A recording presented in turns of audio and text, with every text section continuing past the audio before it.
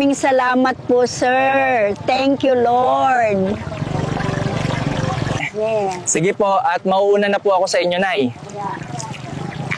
Buti na lang dumaan ako sa palengke. Kahit papaano, nakatulong ako kay nanay na makauwi ng maaga.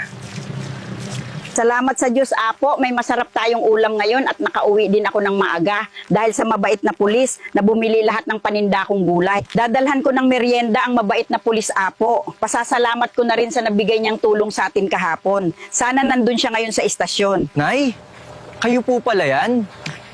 Akala ko kung sino nang naghahanap sa akin eh. Hinanap ko talaga kung saan kayo naka-duty. Tinandaan ko din yung name na Evarle sa uniform niyo ho. Ito po, may dala akong konting merienda para sa inyo. Naku, Nay, hindi nyo na po dapat ginawa ito.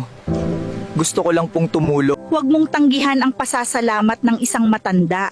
Dahil sa iyo, nakabili ako ng gatas at pagkain ng apo ko. Nay, salamat po dito sa Banana Q Ang sarap ng merienda namin. Masaya ako, sir, at nakasabay ko pa kayong magmerienda. Salamat sa oras nyo. Sana ay marami pang katulad nyo na may busilak na puso. Nay, ang tunay na kapangyarihan ay wala po sa baril o badge, kundi sa pusong handang tumulong sa nangangailangan. Ingat po kayo sa pag-uwi. Salamat po.